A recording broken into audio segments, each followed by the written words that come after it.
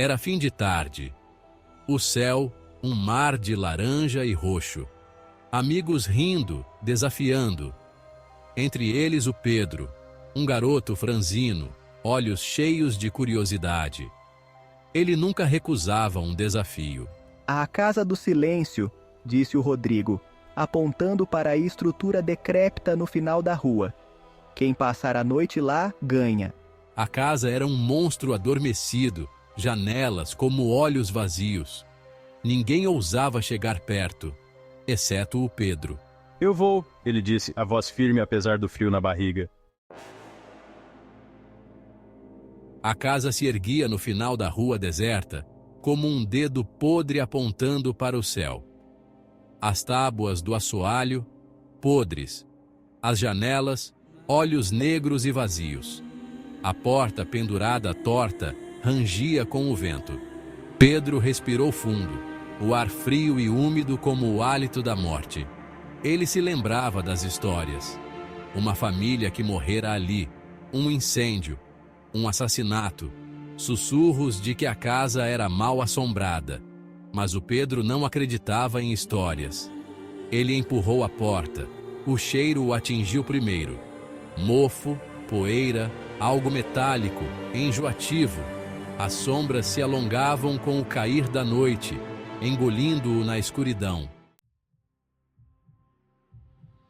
A escuridão dentro da casa era espessa, sufocante. Pedro ligou a lanterna do celular, o feixe de luz cortando a escuridão como um fósforo. Teias de aranha, grossas como cortinas, cobriam tudo. Poeira dançava no ar, iluminada pela luz fraca. Um rangido. Pedro se virou, o coração na boca. Uma porta se fechando lentamente, o vento assobiando por entre as frestas. Ele engoliu em seco, a garganta subitamente seca. Sussurros, baixos, indistintos, vindos das sombras. Pedro tentou se convencer de que era o vento, mas o medo já lhe subia pela espinha. Ele encontrou a foto no chão, meio escondida sob uma pilha de entulho. Uma família, sorrisos congelados no tempo. A mesma casa ao fundo, mas diferente. Viva, feliz. Uma onda de tristeza o atingiu. Uma sensação estranha de familiaridade, como um déjà-vu. Ele não conseguia tirar os olhos da foto, da família feliz que não existia mais. Apertando a foto em sua mão, Pedro sentiu uma dor aguda na cabeça, imagens piscando em sua mente, um incêndio, gritos, um rosto contorcido em terror. Ele cambaleou, lutando contra a onda de pânico que ameaçava afogá-lo. Ele se viu em um corredor estreito, paredes cobertas de papel de parede desbotado.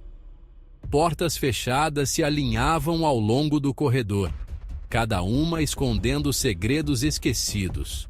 Um odor fétido, doentio, se infiltrava por baixo de uma das portas.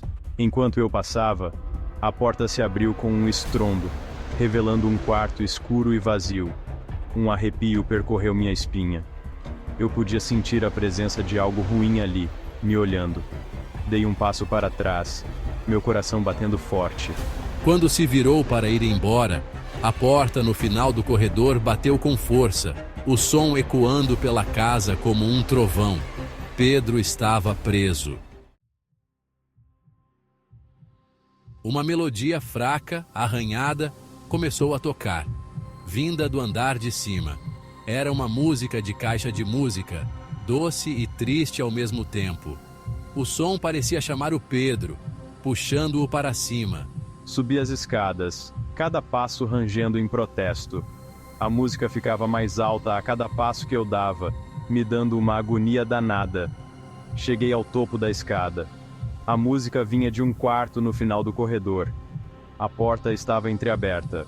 Através da fresta, Pedro podia ver um velho gramofone, a agulha arranhando o disco rachado. Ele se aproximou, estendendo a mão para desligá-lo. Mas quando meus dedos estavam prestes a tocar no gramofone, a música parou de repente. O silêncio que se seguiu foi ensurdecedor.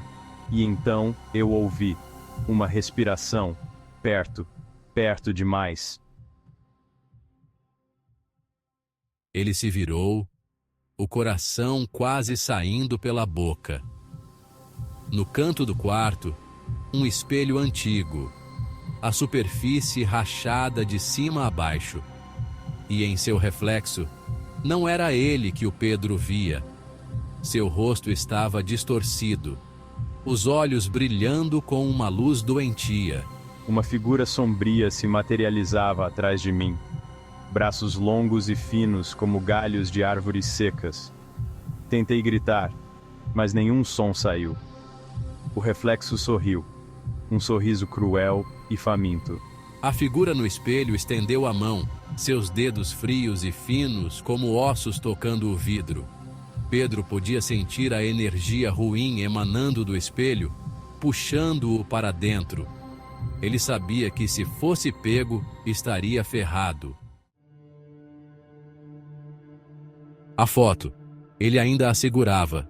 A família sorrindo para a câmera. E então ele viu. O garotinho segurando a mão da mulher. Ele tinha os mesmos olhos, o mesmo sorriso tímido. Era ele, Pedro. Uma memória, escondida nas profundezas de sua mente, emergiu como um raio. O incêndio. Sua família.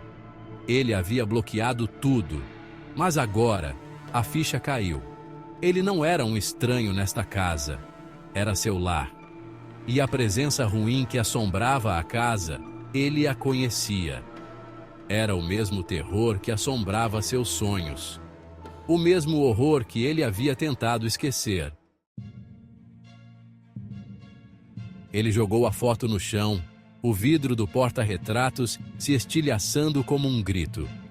Não havia tempo para pensar, só para correr.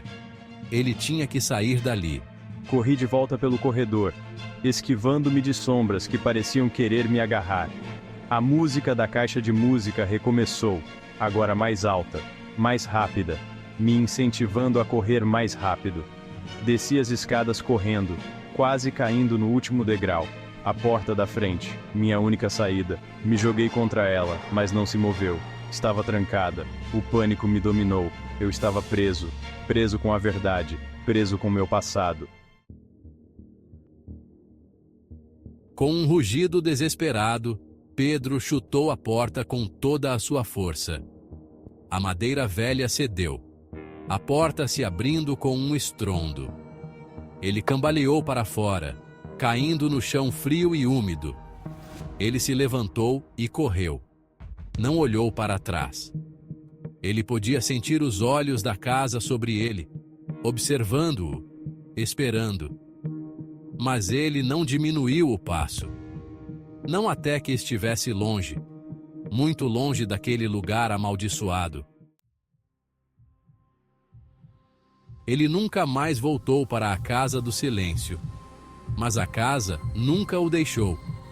Ela vivia em seus pesadelos, nos cantos escuros de sua mente. A música da caixa de música ainda ecoava em seus ouvidos, um lembrete constante do horror que ele havia testemunhado. Pedro sabia que nunca estaria livre. A casa, seu passado, a presença maligna que a assombrava, tudo estava ligado a ele agora.